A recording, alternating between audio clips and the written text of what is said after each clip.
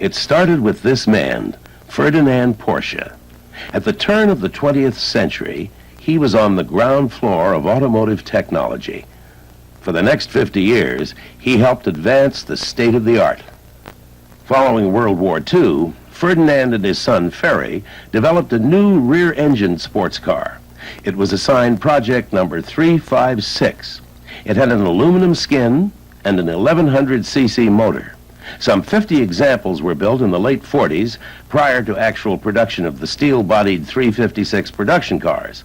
The first Porsche built was brought to the United States in 1982 for showing. We're now standing beside Porsche number 1, officially designated as Type 356/1. It's a mid-engine roadster. It was built in early 1948. It was first shown in May of 48.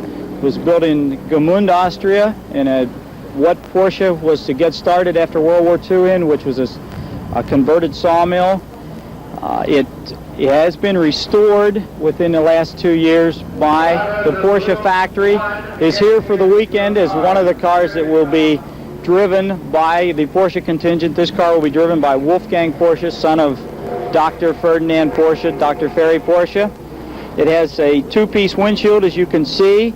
It was the only car that in the Gmünd series that had the 1130cc engines. The Gmünd coupes, which were built after this car, carried the designation of 356/2 and were built with the 1086cc engine because of the requirements of being under 1.1 liter to run in that class. From the beginning, Porsche saw racing as an avenue to promote and develop their production cars.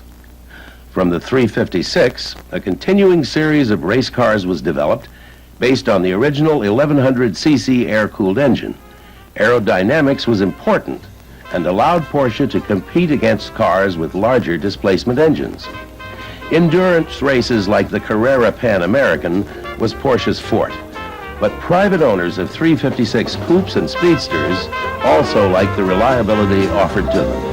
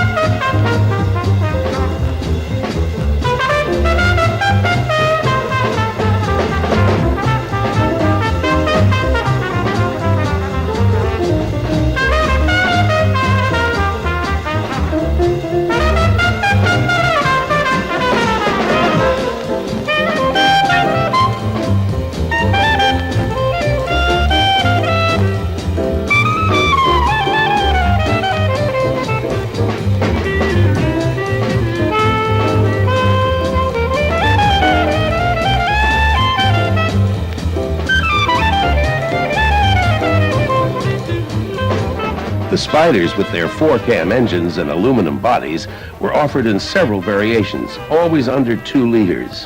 They were the foundation for Porsche's reputation as a giant killer, always going after cars with engines 2 or 3 times as large as their own.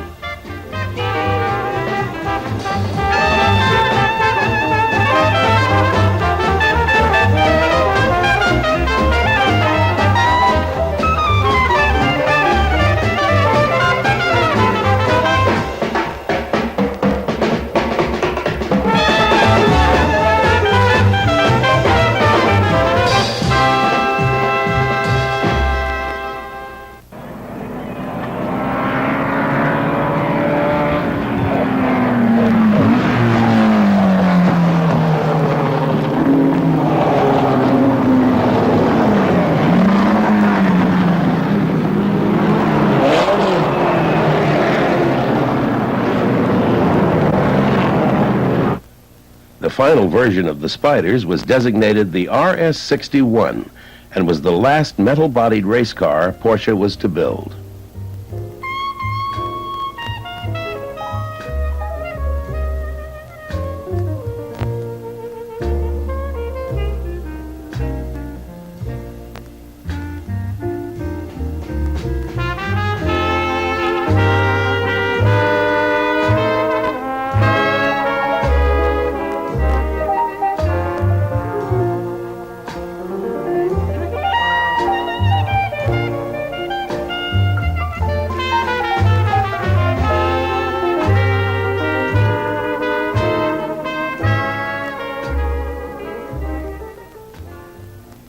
(1964) saw the introduction of the 904 GTS. Its fiberglass body was bonded to a steel box section frame. It offered a high strength-to-weight ratio, but proved difficult to repair after racing shunts. The familiar 4-cam power plant was used, but in 2-liter form, producing almost 200 horsepower using 2 double-barrel Weber carburetors. The gearbox was taken from the recently developed 911 and fitted with a quick-change gear cluster. Although suitable for street driving, the 904 quickly proved it was a world-class race car. Just over 100 904s were produced, with a handful receiving the newly developed 6-cylinder 911 engine.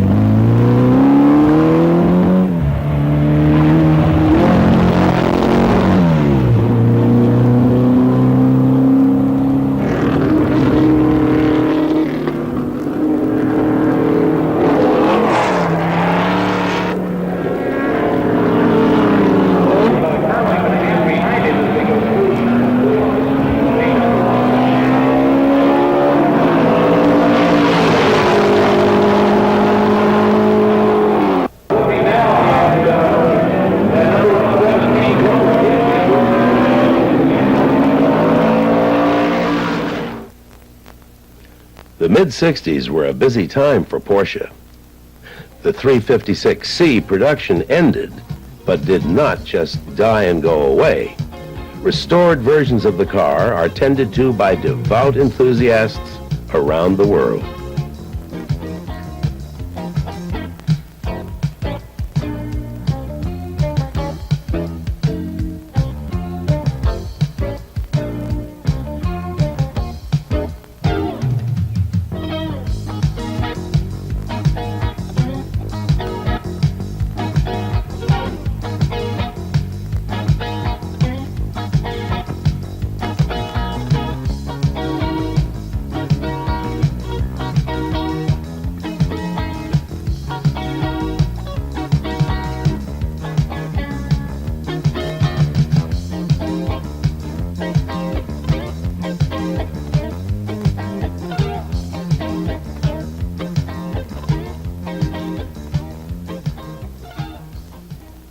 Well, this car is a 1951 356 coupe. It's chassis number 10666.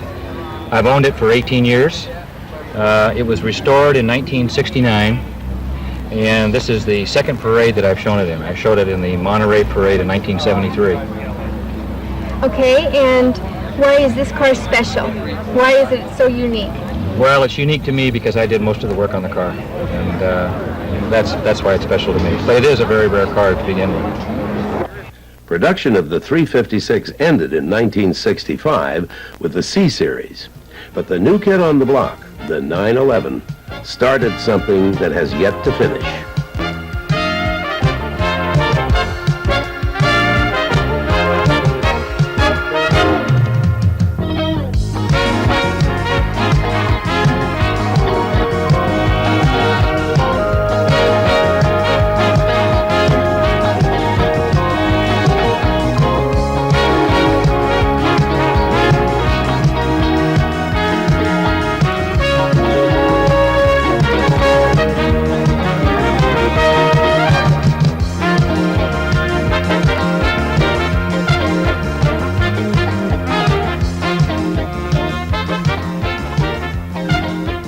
To take full advantage of the 6-cylinder engine, Porsche developed the Carrera 6 in 1966.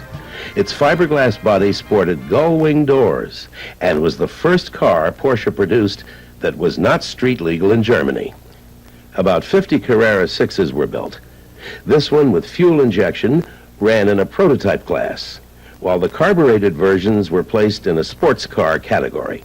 How well did the car do?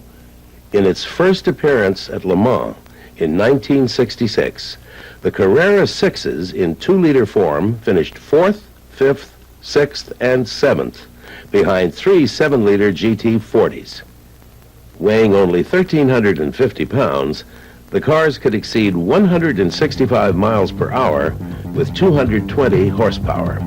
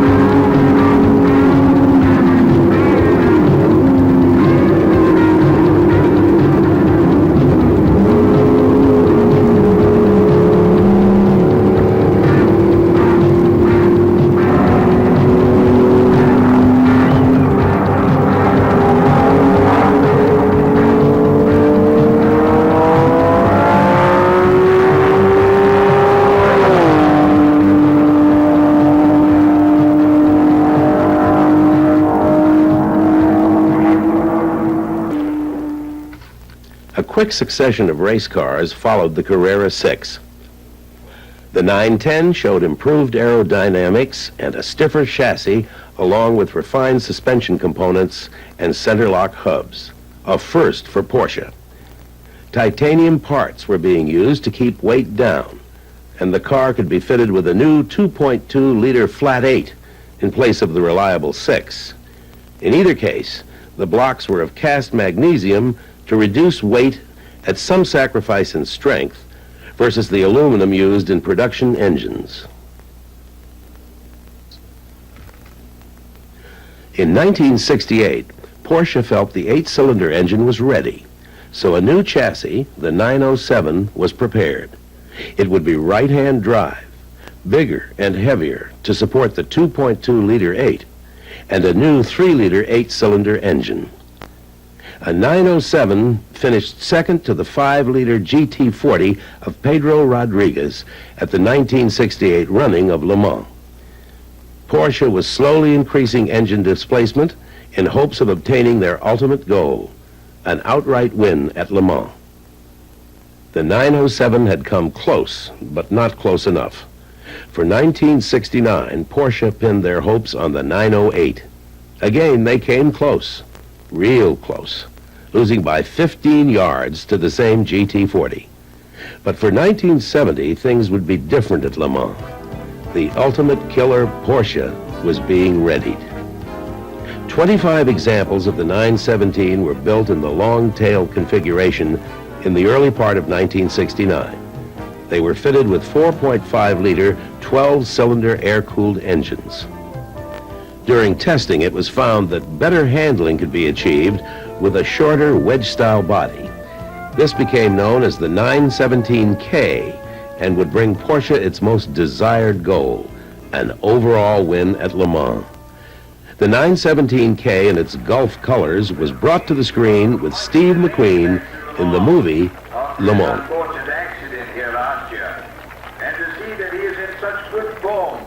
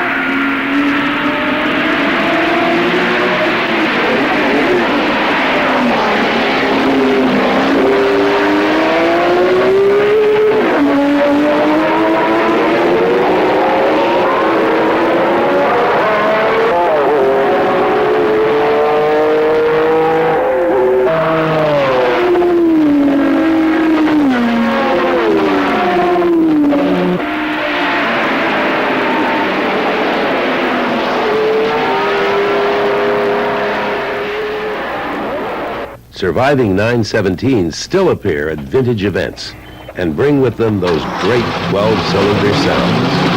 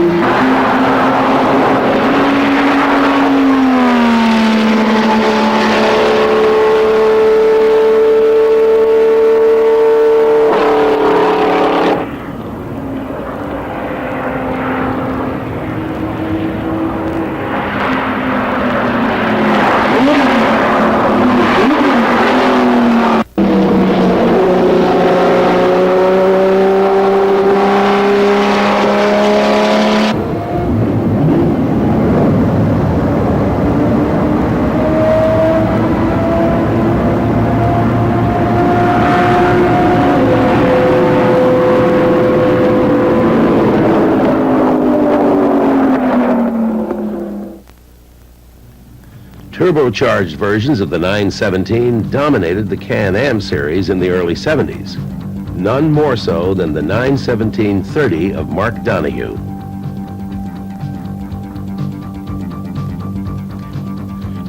'70 saw the birth of the mid-engine 914. The affordable Porsche was mid-engine and could be had with a 4- or 6-cylinder engine. Its neutral handling characteristics made it popular with the racers. Used 914s are more often than not modified for the track. Some have seen more than 15 years of nothing but fast-paced driving.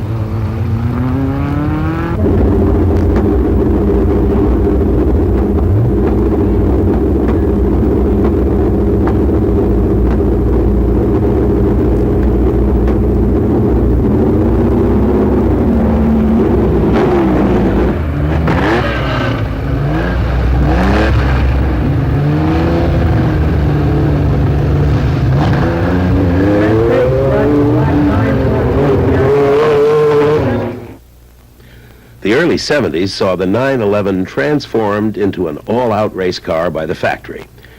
By 1974, the RSR was in 3-liter form with over 300 horsepower, slide valve fuel injection, and 917 brakes on titanium hubs. This was no cafe racer. The RSR won races with greater frequency than any Porsche before it.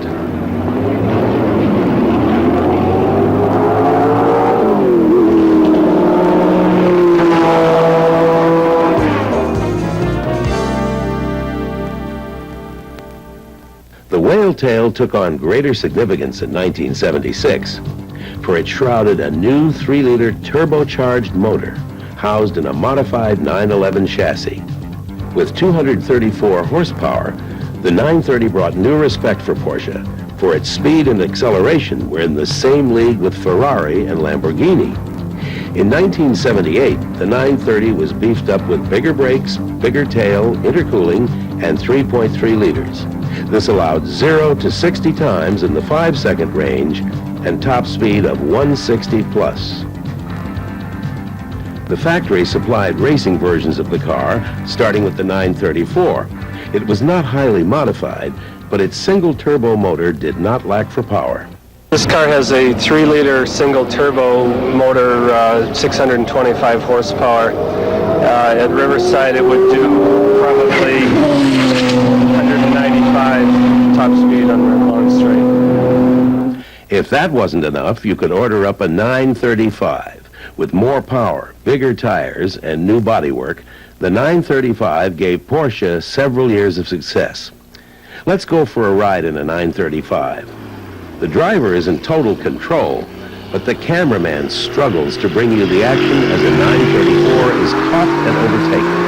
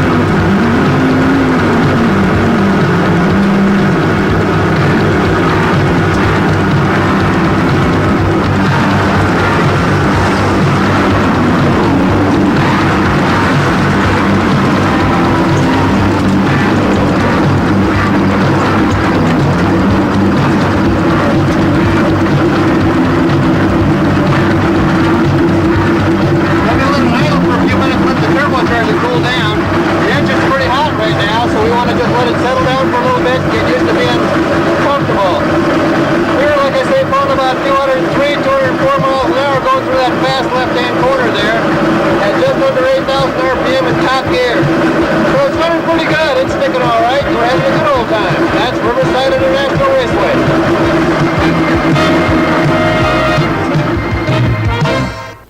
The 911 remained Porsche's bread and butter through the 70s, but was joined by two totally new models. The 924 with its water-cooled engine in the front. It gave way to the 944 in 1983. With a new engine and bolder lines, it was quickly accepted by enthusiasts. It was suddenly okay to own a Porsche that was not air-cooled. The 928 was reaching a completely new segment of the sports car market. With a powerful V8 engine and a luxurious feel and ride, it offered features not found on previous Porsche models. The 911 SC and subsequent Carrera carried the die-hard 911 fans into the 80s, but the turbo was back in 1986 after a 6-year absence.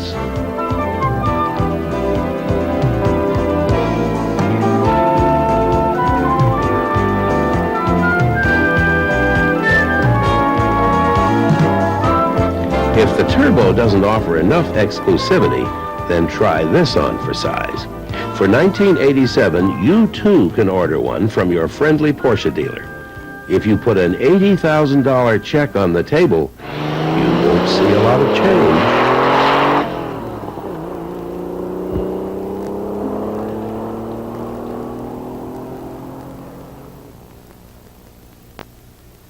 '87 also brings us Porsche's newest flagship, the 928 S4. With a new nose and a new tail and 316 horsepower, it's Porsche's fastest model at 165 miles per hour. The 944 Turbo is close in performance at 152 miles per hour, while the Carrera Cabriolet allows plenty of fresh air and sunshine. For international racing in '87, Porsche will go with a proven winner, the 962.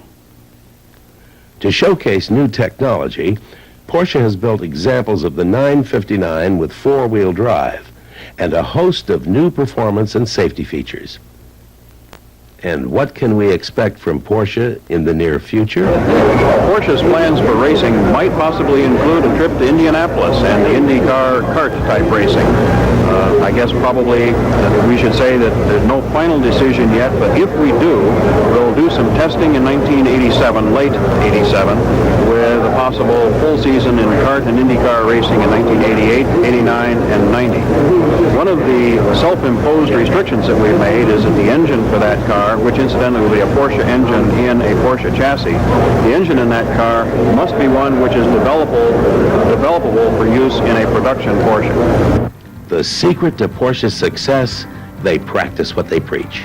Not only does it put Porsche race drivers in the winner's circle, it provides you with a constantly evolving automobile that provides the maximum in performance, safety, and pleasure.